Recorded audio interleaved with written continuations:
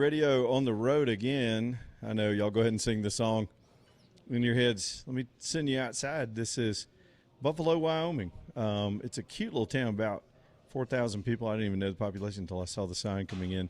Came through here a couple of years ago, and our friend Laura from here, she wound up being a show caller after we spent some time here. There's a little kid out there working his butt off. I know.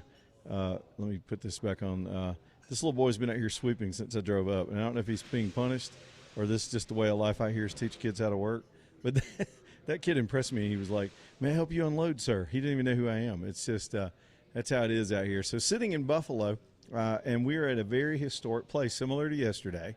We were at, of course, the famous Irma Hotel in downtown Cody. If you cross the Bighorns, I'll give you a little bit of the road map from this morning. I've been driving all morning. I barely got the show up today, but that's how we do it when it's road. It's half a day of driving, half a day of radio show. But had to cross the Bighorn Mountains, got up to 9,600 feet, and then coming back down from that pass that between here and Cody, Wyoming, man, it is all breaks. I mean, you really got to be careful. So many signs. And they were doing road construction, AJ.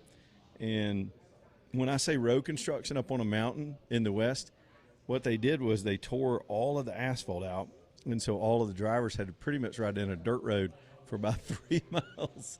So I was slinging dust and off-roading over a mountain today just to get down in here and get settled and get set up at the Occidental. We've been looking forward to this show, too. There's a little shot of the inside, beautiful like some of the other historic saloons. If I remember my history correctly, and we're going to interview some folks from this part of the world as well, and probably have a lot of characters pop through here as well. I think this saloon was built in 1880, if I'm not mistaken. There was a boom out west, as we've talked about with Silverton and Durango, some of the other towns that we've been able to do shows in. And that was right around the 1800s when people were just coming out here in the late 1800s. Civil War was over. The country was expanding west and growing. And then, of course, the discovery of all of the mining that was to be had out here, gold and silver and some of the other things, just drove people west. And they escaped all this rugged territory to find little places to set up beautiful little towns. And this is another one right along a little river and at the base of those beautiful mountains. One of the things this time of the year, and I discovered this last year, or actually 3 years ago. Some of it kind of gets conflated in my mind, but we were here 3 summers ago, and it's the flowers up on the mountain. If you go over the pass between here and Cody and make that journey, it's about, in a car, it'd be about a little over 3 hours. The way I have to travel with all that stuff in that heavy vehicle, it's closer to 4, but there are these blue flowers and yellow flowers that bloom, particularly this time of the year, and it is just something to see. So if you're ever heading out west and you're coming this direction, I can recommend routes. People ask me all the time, which way would you go? What would you do? And we're happy to talk about that later in the show. It is Friday, and let me zoom in for a second. I'll tell you another fun little story, and then we'll get into the news of the day. Good news for us is the news is not particularly heavy today. It's not particularly crazy. You see that, AJ, you see that bass fiddle back there? Sometimes when I look at one of my monitors, it's a mirror and I get it backwards. But so right in that corner, one of the coolest things ever for me, just a personal experience I had. They do live music here quite a bit, but in that little corner of the world, my neighbor that's sitting behind me and that young man are having a little conversation. She's a sweet lady. They got a sweet dog. She's been watching me set up. But right in that little corner, hey, I put you on TV anyway. She said, "You're not going to put me on TV." You see that bass fiddle? They have a music night here on Thursday. They call it bluegrass, and it is country music and a little bit of bluegrass as we know bluegrass. But it's just one of the coolest things, and those guys have been doing that here for decades. I forget. They told me how long it had been going on. When I came here the first time, I was lucky enough to have just come through Buffalo on a Thursday. And in fact, the owner of the saloon thought I was coming here yesterday, so little crossed wires there. But they let me get up there and pick with all those cowboys, and it was just some of the most fun I've ever had. I had brought they told me, go get your guitar and pick with us, and so I went and got it. But I wound up playing mandolin with them because honestly they had 15 guitars. But it was just neat that it's a sing-along. You don't have to have talent, which is why I got to participate. You just jump up there and sing your heart out, and they just take turns. Somebody names a tune, tells them what key it's in, and everybody picks, and it seems like the whole town shows up because the place is packed. They have a set dinner. It's just, if I remember right, it's just they just tell you what you're eating that night, and I kind of like that. It's like when I was growing up, I didn't question what my grandma was serving. I just ate it. And so they'll put a set out, and then people, of course, come up here and just have a good time on Thursday. I am brokenhearted that I couldn't get here yesterday. The logistics were just too hectic to try to make it here. But here we sit, and I'm going to get to hang out in this town for all weekend, really, before we start up some shows next week. We'll be in South Dakota by Monday, and looking forward to all that too. There's actually a history museum here that I didn't know about that I'm going to try to explore, and I wish we had time to take the cameras over there. It's a pretty amazing museum. I was told about it by a guy in Jackson, Wyoming, and this guy seemed to be a historian himself. So much history, so many things to see that are a lot like us and then sort of not like us sometimes. Let me make some adjustments here. Anyway, what's going on back there in the ham, AJ? Just checking in with you, brother. Man, nothing much really. It looks like it's trying to rain. Yeah. We're starting to get some rain over here, but I'm just happy that it's Friday.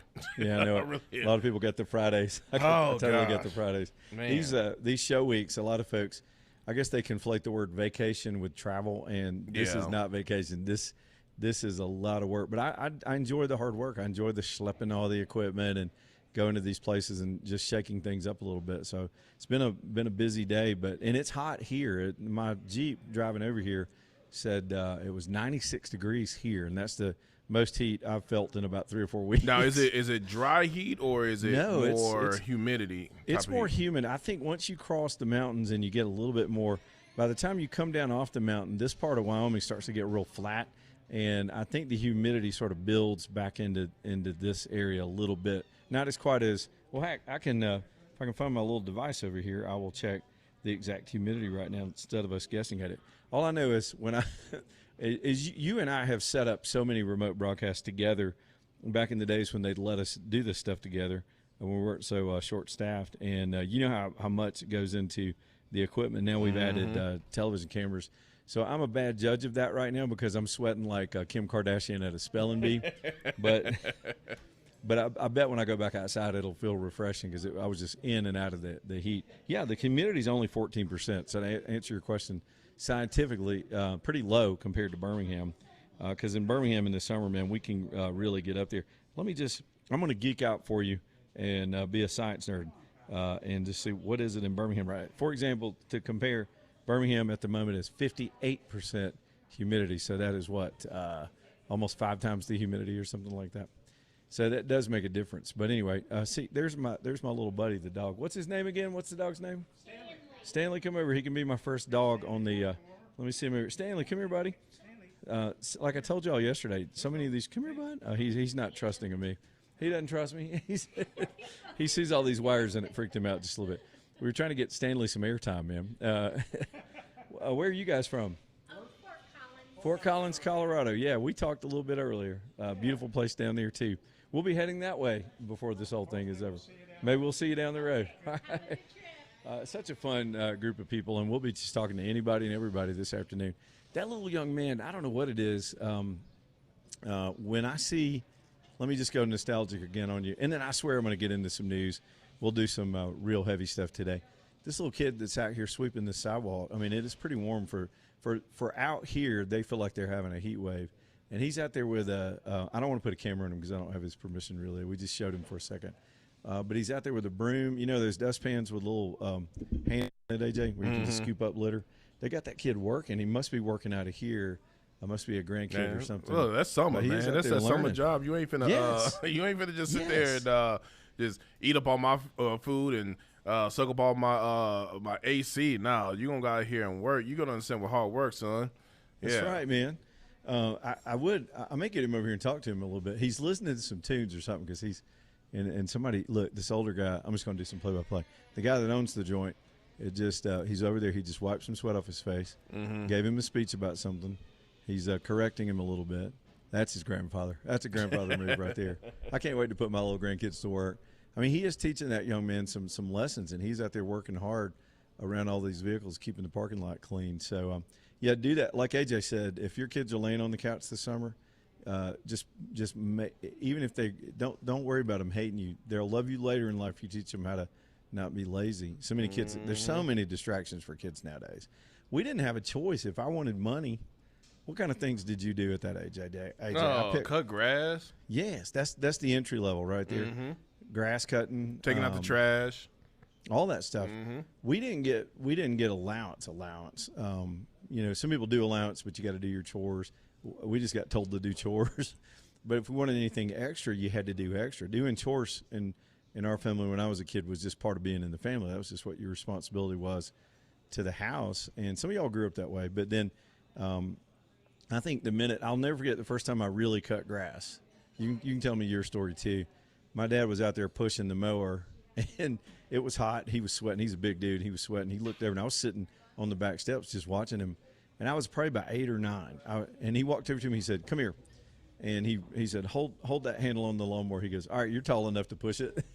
And he took a stick, and I'll never forget this. And he stuck it down in the ground and cut a little notch where the grass was that he had cut. He goes, "This is your job now. The rest of the summer, I don't want the grass any higher than this notch." and he showed me how to crank it, and he walked off. I mean, he didn't worry about me cutting my leg off. Our parents just let us survive. And I was from then on, I would cut my house, our church across the street, and a graveyard. And that, it was as not fun as it was at that age. I felt like I was earning some respect from my dad. I felt like I was helping out, taught me how to work hard. And that's just one of the most valuable lessons you can teach a kid. Teach them how to work, teach them a love for learning and reading. And if they can get those two things down, they can handle almost anything. Yeah, yeah. What was the first grass cutting job you had?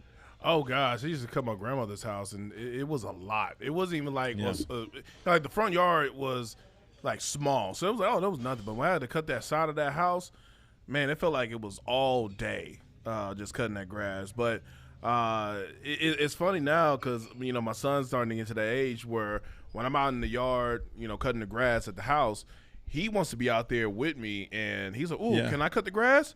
I'm like, I had to take a step back. I was like, no, son, I don't want you to get hurt. But I'm like, wait a minute. Let him try. Wait a minute. I just had an epiphany. Yep. Now I see why our parents had us do things, because now they ain't got to do it no more. That's exactly right. I say, go ahead. I took pictures. That's exactly right. Sent it out to family. Like, look, I hit a milestone. I cried there for a second. Let him get in between y'all and put his little hands on the handle and push it with you until he's big enough. Yep. And it's kind of like Tom Sawyer. You can make him think it's fun for a while until he starts wanting to get paid. Right. Anyway. I'm paying you a life lesson, son. Damn right. You getting paid by education. All right, our friend Laura, who is really key to me being able to even be here today and set this thing up, who we got to know on our last trip through, is going to be hanging out with us here in a minute. She just walked in the door, so let's get that first break in here, and I'll get her settled in, and we'll just get off to the races. And the fun part about her is she's not afraid to get political or talk about the news. And there may be some of that for us to talk about this afternoon, too. Y'all, the show, as we get started, 2 things. First up, Appalachian Foothills RV Repair Center and RV Park up there in Winfield is the title sponsor of our trip this summer. And now, they're not only the sponsor, they're the reason I was able to get all this stuff pulled together. Them and my friends at Tapco. I'm going to talk about both of them together because anytime you own one of these things, I'll go ahead and tell you, it's a money pit. It's like a boat. It's constant maintenance. But if you love that stuff, it's worth it to you.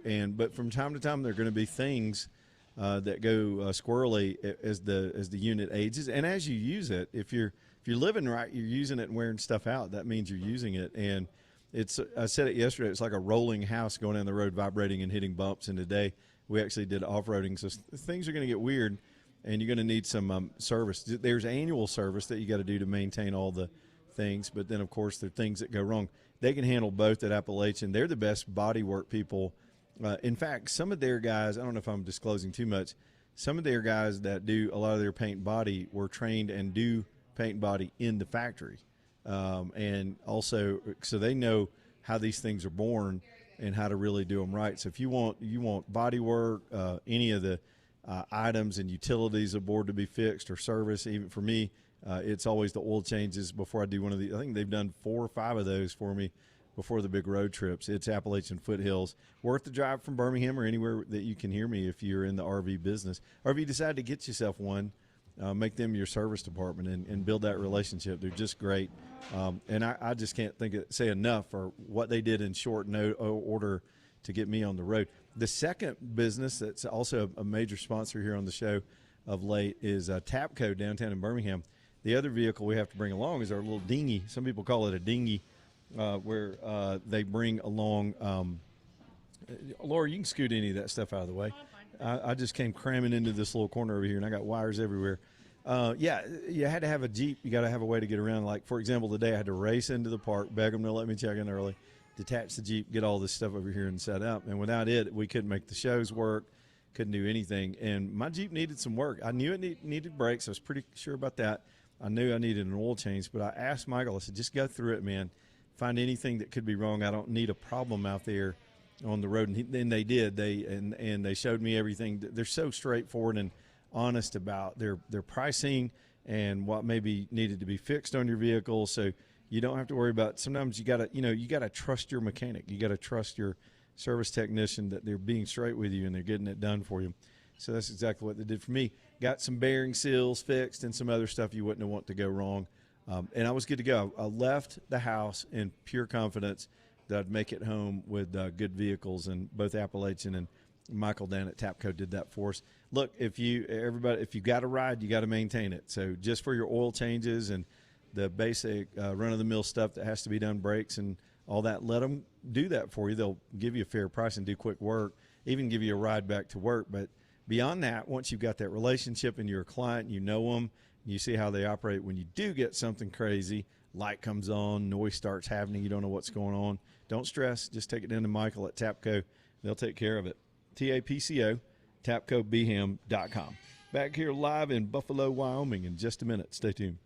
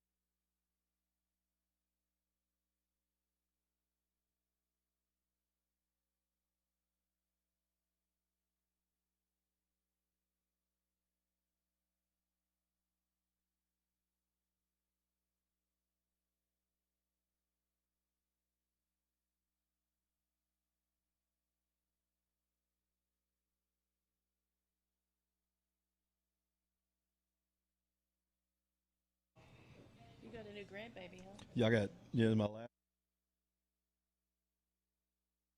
Her and I checking up. She was asking me about my grandkids, AJ. That's a cool stage of life. It is. Live here in, of course, in Buffalo, Wyoming. Let me make sure Laura can give me a test on that mic. Let's test 1 2. We can hear you. Here's our friend Laura, who just the way we met was I was doing the show here in Buffalo. I didn't know where to go. I just knew I needed to do a show here 3 years ago. We didn't have the cameras at that time. and I was sitting out on the sidewalk, AJ, in front of the Chamber of Commerce. I called the Chamber of Commerce. They didn't know who the hell it was. They just said, "Sure, you can sit outside." So it was it was less hot than this, and Laura just walks up and goes, "What are you doing?" I said, "A radio show." She said, "About what?" Do you remember that? I do. I said, "News and politics." She said, "What kind of politics?" And I said, and I think she wanted to know if I was conservative or not. That was like, absolutely why I asked that question. She asked me that, and I said, and I knew to brace because you never know. I was like, well, I'm a conservative. We do a conservative show. She goes, "You're my kind of guy." And then she just sat, I said, "Sit down and talk to me." You wound up helping me co-host that whole show here, didn't you? Most of it, yeah. Let me put her on camera. Sorry, AJ, I get lazy with the switching. Here's our friend Not Laura. necessary. Introduce everybody and tell them who you are and what you do here in Buffalo. Well, my name is Laura DeMattis, and I have a business here. I've been here for I'm almost 30 years. I have a 40-year career in alternative healthcare. That's my main focus. I've been politically active heavily in this little bitty town for about 7 or 8 years now. What are your politics involved? Didn't you run the party or something like that? No. Can't trust those guys. How do I say this? Our local GOP is worthless. Not on my side. Let's put it that way. I understand that. And I have burned a few bridges. Good for you. With that. And I think my role more is as an antagonist and good for you. Truth revealer and well, you know what, the founders of this country were antagonists and truth revealers, and they bucked the system. Rebels, so baby. We got to keep doing it. So rebels. And that's how I knew the minute I met her. I was like, we're kindred spirits. She needs to. And you kept up with us. You called the show a couple times after we had our last visit. Did you? I did. Yeah, I did. That was fun. Then I got busy, and you're so far away. And how's life been? I got several grandkids since that stopped. What's going on with you? I've got a couple new ones too. So okay. That was how fun. many does that make? For 5. You? 5. Okay, we're tied. Yeah. It's like a contest. Is it? I'll tell him to get busy. Me and my brother, he's got 4, and I've outdone him now. He was ahead of me, but it's like a thing. So it's a thing. It's always a thing. This day, I know in my mind how charmed I was the first time I drove through here. The first time I came through here, I just passed straight through. I was going up over the mountain to get to Cody. Most people do. I told myself, you know what? I'm going to stop there one day. That was the trip where I met you. Was the next time. And then I forget how charming it is till I drive back through here, and it's smaller than Cody. It's smaller than some of the other places we've been. How would you describe Buffalo, Wyoming? Well, it's a really quaint, small town, just like you said, at the base of the Bighorn Mountains. You actually go through here if you actually take the left-hand turn to come through downtown. But the highway is one of the main highways into Yellowstone, so we get a lot of tourists. Yeah. It's a great stopover on your way to Yellowstone. It's also, excuse me, that's a great spot to do day trips out of because we've got Rushmore and Devil's Tower and how far is it to Rushmore? It's only about 3 hours, right? Oh, it's not even that far. It's about over to 2 Rapid hours. City. Mm-hmm. Rapid City is 3 hours. Rushmore's a little this side a little closer of that, this way. Yeah. But you can make day trips out of Buffalo to a lot of very important historical sites. So it's a good place to base camp, or sort of just if you're doing it the way I do it, or to just at least hang out as you're doing the travel, right? To get to all these beautiful places. Right. So the flowers. You told me about the flowers last trip. They weren't as in bloom, but they still look pretty up there on the mountain today. They're pretty good, but we're in a record drought year. We haven't had we're so short of snowfall that it's really kind of scary out there on the mountain because it's crispy dry, and we've been crispy dry since May. I saw the fire danger was high. It was lower on the other side of the mountain over in Cody, but here they get a little bit more snow than we did. It's been one of the driest winters we've had on record. Well, we're going to talk a whole lot more because we're here for another 3.5 hours, and we'll take your phone calls too. We got to rig up a couple more things, AJ, for us to be able to get that set up. 545-9950 is the phone number if y'all want to get in on the show this afternoon. Y'all know the number, and we'll talk about things here in a minute. We'll get some actual news in the show. Leland Live, y'all stay tuned. Thanks. We're going to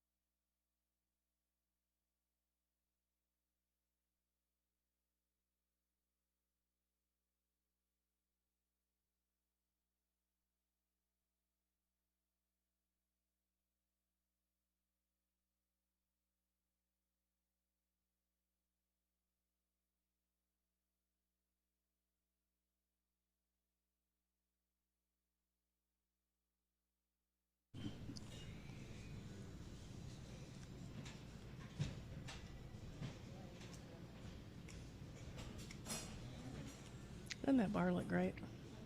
Yeah, it does. Hey, man, we just found me a little cozy corner in the historic Occidental Saloon here in downtown Buffalo, hanging out with our friend Laura as we do the show this afternoon. Quick reminder from my friend Danny Knowles, y'all need to listen to their show tomorrow. They're on, is it 2:30, AJ? It's 2:30 both days, right? Saturday and Sunday, with the Knowles Group. And they got a show called Understanding Money. And if you just want to, if you're out running around, sometimes it's good to learn while you're doing things. You got chores on the weekend. Y'all listen to those guys. It's just free advice. And those young men have just put together a great show. Danny and I are getting old. I think his sons, Danny and I grew up together, and his sons have now, I know one day they're just going to take over the practice, but they've learned from the best. Their dad's a good man and a straight shooter, and so are his sons. I mean, look, we call them kids, but they're in their 30s, and they know their stuff. Listen to their show, and if you want to raise on your retirement funds, or you want to get something straightened out, or have somebody fuss at you a little bit and give you some discipline on your financial, it's like a personal trainer when you're working out. You got to have somebody tell you the truth and push you a little bit to stay on track, but they can get you where you want to go so you can retire and let your money work for you one day. It's the KnowlesGroup.com. I didn't even look at how the markets are doing today. NOLES, the KnowlesGroup.com. Looks like the Dow is up today, but let me make sure that's up-to-date information. Laura's hanging out with me. We're going to go get into some politics real quick. She's our friend here in Buffalo and helped coordinate this visit, and I called her and said, you got to do the show with us again. She jumped right on it. So this time I got to put you on the cameras, though. We're on the YouTubes and all that stuff. Oh, had I known. Politics here, we were comparing notes during the break, and it's very similar. Being, if you're a constitutional conservative, a freedom-minded conservative, it's always challenging if you feel like you're let down with the people that you spend a lot of time trying to help get into office. And in Alabama, we get frustrated with our own team a lot of times. Absolutely. How is it right now out here? Well, it sounds like Wyoming's running somewhat parallel to Alabama. Yeah. We're perceived as the last bastion of, a true red state, and we've got a blue undercoat that's seeping through, and the general political climate is turning purple on us. So what are the issues here? What's everybody talking about? What's the right thing? Now? It's the data centers and the water contamination. Have you heard about that? That's huge. We're battling it because we've got, apparently they've targeted Alabama as a place to do it, and so it's all the things. It's the eminent domain, groundwater, noise factor. Mm-hmm. The big utilities running over people to get all this business out. What's the dynamic here? Same thing.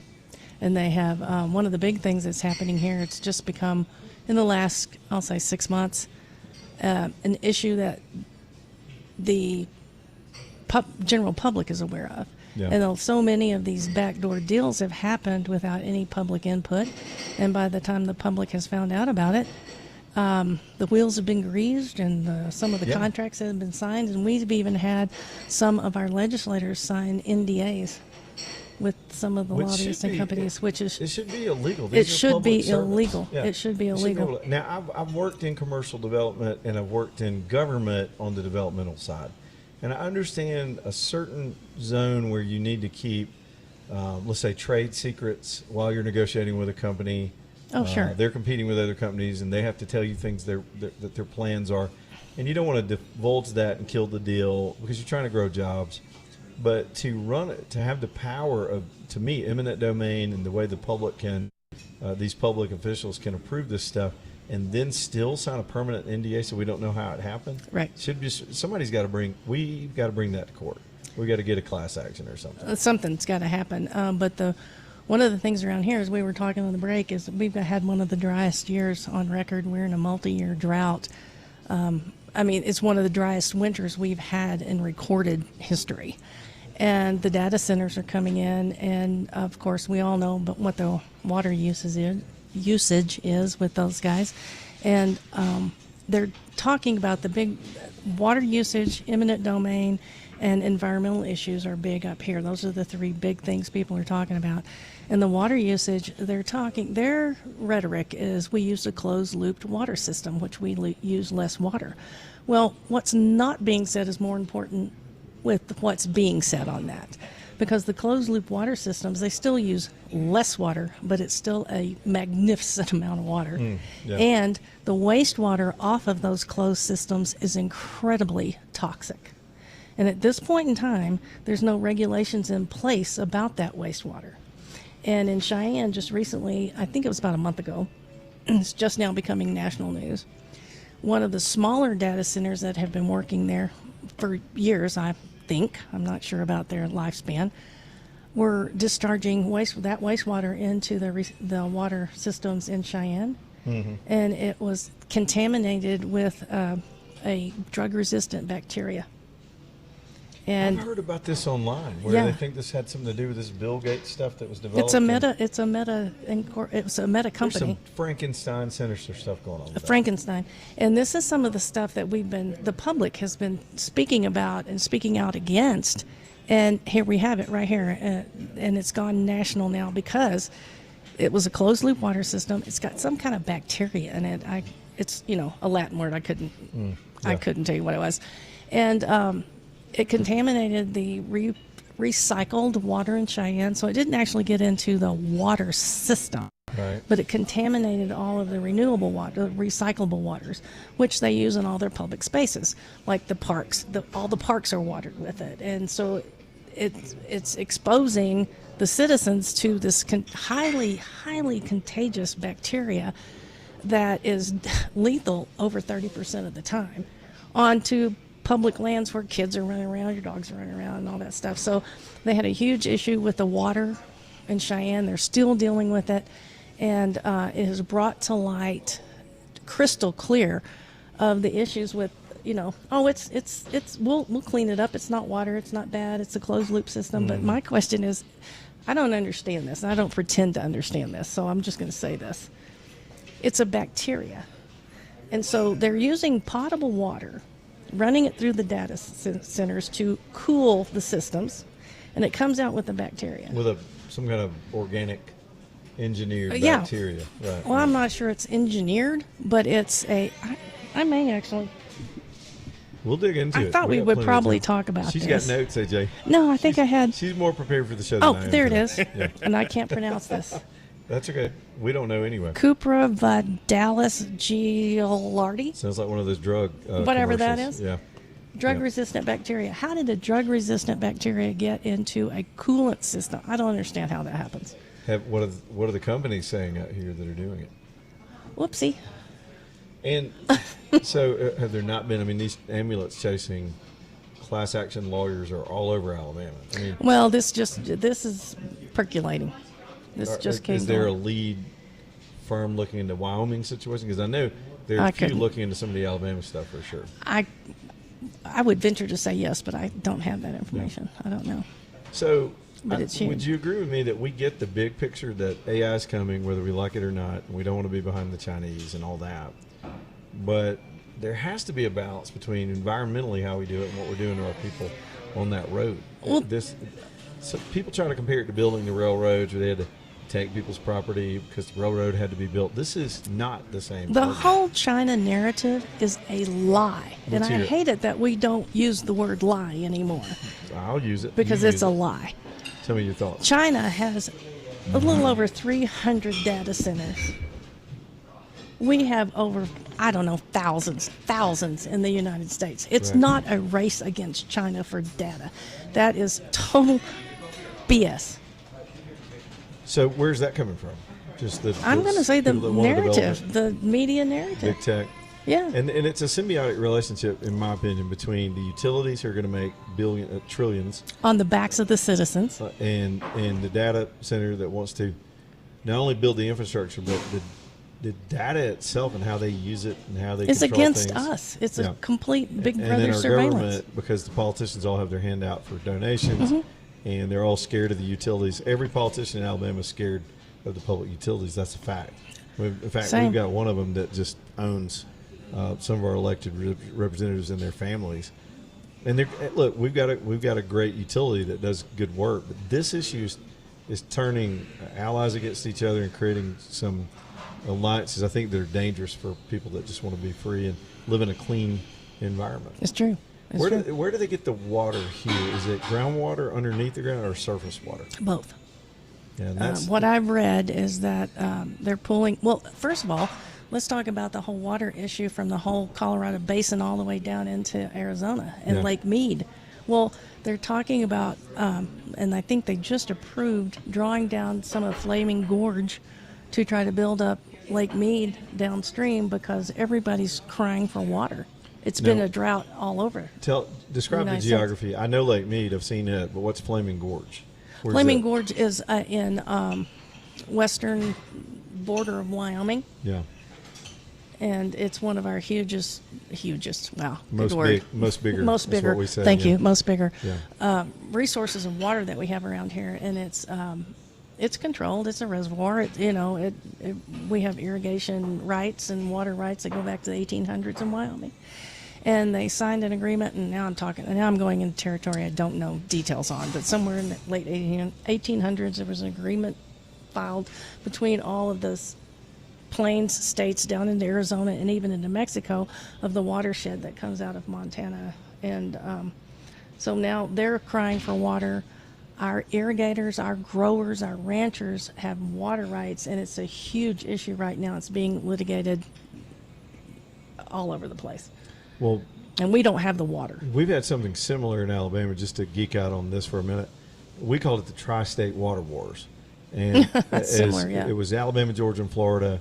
They wanted to build a dam across the Georgia line to dam up the Tallapoosa River. That was going to affect everything downstream. Alabama filed the suit. Florida jumps in, the other basins.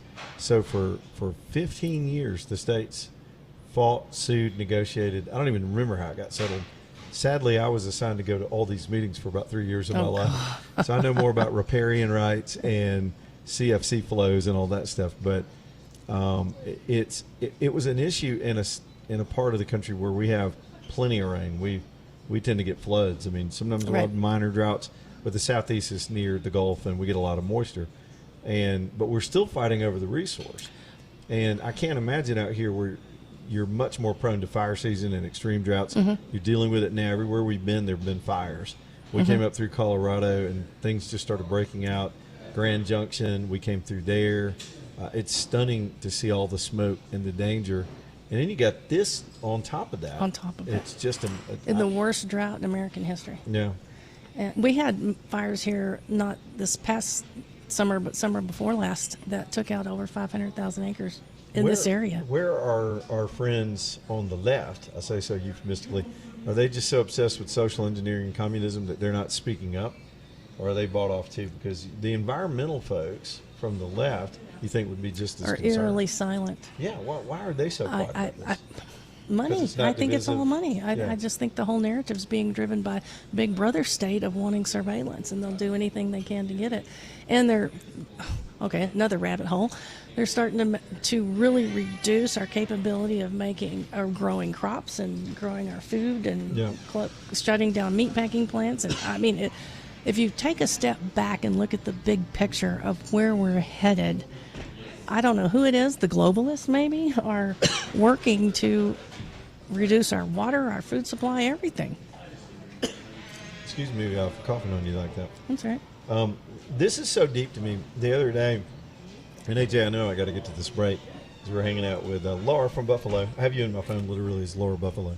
I like that. So I wouldn't forget.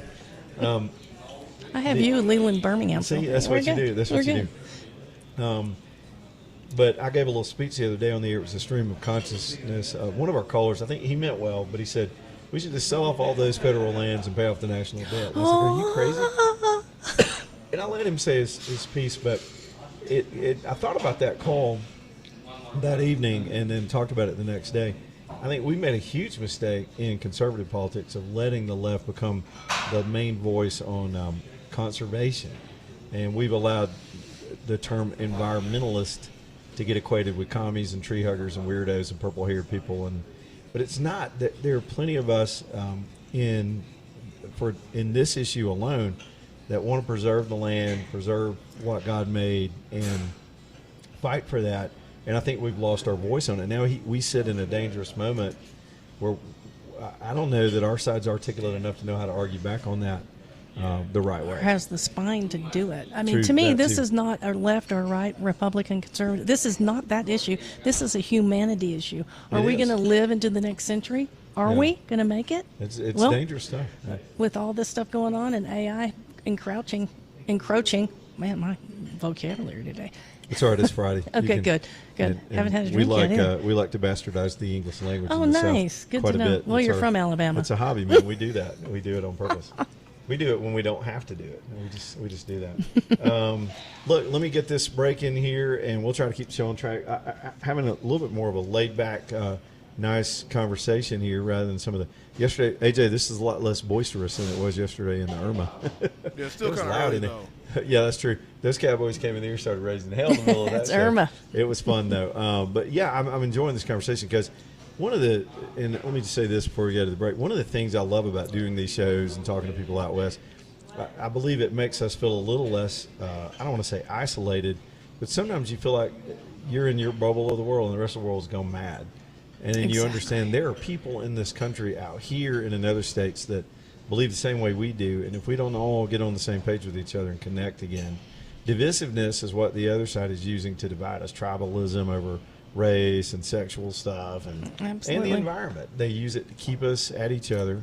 And the common sense is still out there. And I like talking to people who would bring up the same thing some of our listeners would bring up. And I bet you get calls on this a little later too. By the way, Laura is cool like that. And if y'all want to call us and chew the fat on, we're happy to help. And I'll compare some notes with what you just told to what's been happening in Alabama too when we get back. Birmingham Broker bringing you the show tonight. BHAMBroker.com. BHAMBroker.com. Y'all, Craig and Keith are just great guys. And I don't know, I haven't talked to Craig in a couple of days, but he hit the panic button the other day and he said, I got to have some cars. See, what they do, Laura, is they broker vehicles for people. If you had a ride to sell, instead of trading it in and getting screwed on the wholesale price, they just go handle the deal for you, find you a buyer, negotiate with the buyer, do the contract, and send you the check. And I love it. I love the service. Well, the thing is, things are going so well for them right now. They've sold every car. I think Craig told me they have sold everything they had on the lot. Buyers are lining up. There's a season where people have just got to trade. The car's getting older. So what I'm saying is this is a good time to sell. And Craig, they're motivated. They'll get right on your deal and get moving on it and get that car sold. So get down to Birmingham Broker. They're downtown Birmingham, down on 4th Avenue South. Y'all know where they are by now, near our friends at Iron City. And let Craig and Keith and those guys do what they do best. They sell cars better than you and me, and they will handle that for you. It's of course, Birmingham Broker, BHAMBroker.com. You can get the phone number there, get an appointment, and get on down there and sell that ride for maximum value. BHAMBroker.com. Live in Buffalo, Wyoming, hanging out here at the Occidental. We're going to talk more about this place, too, through the afternoon, and we'll get to the phone calls here in a minute, too. Leland Live, Talk 99.5. Y'all stay tuned.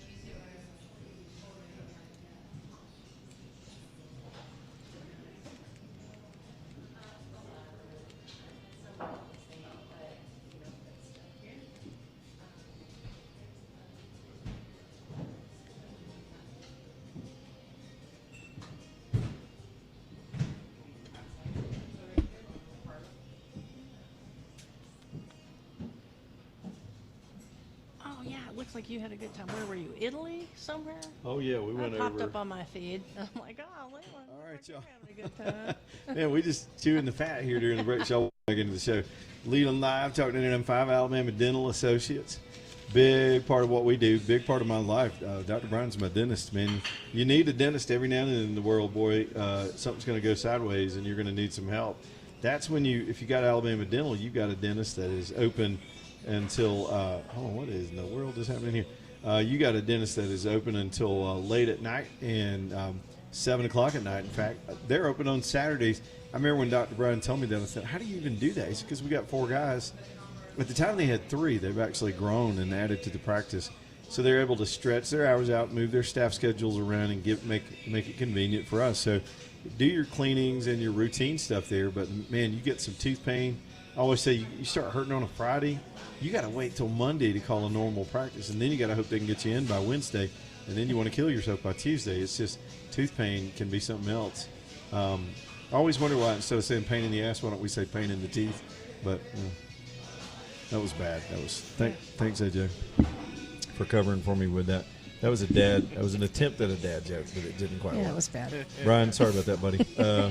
AJ goes there. I go there. My wife goes there. We all go to Dr. Brian and the whole team at alabamadental.com, alabamadental.com. Hanging out with Laura.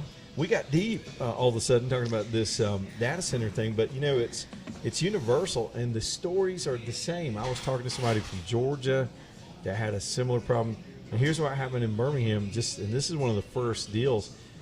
The government officials, particularly the city council folks, very much hat in hand to all these big companies, cut the deal in the dark, and then tried to have hearings to pretend they were doing due diligence. But they cut the deal in the dark, and there are community groups that keep fighting them. We've got a Humane Society shelter that was supposed to be built near one of these. They had committed to the property well before the data center. And the data centers coming along and made it almost impossible for them to be there.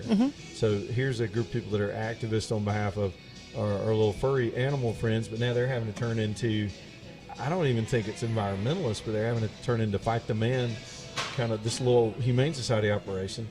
And good for them. It's just surreptitious the way they're ramming these things through some of these spots. And the environmental issue is one of the things that's got me just flummoxed, because there have been no environmental studies. They're bypassing all of it. Right. They're giving them a buy on it. And in Wyoming, we're talking about migration patterns. We're talking about water. We're talking about riparian areas. In order to do this is a big thing here because we're an energy state. Wyoming provides most of the energy to the United States through coal, oil, gas, what's right? Your energy, yeah. Right? I mean, we're one of the main producers. Yeah.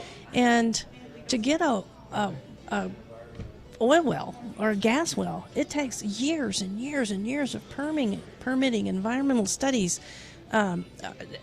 It's a mountain to climb to get a permit.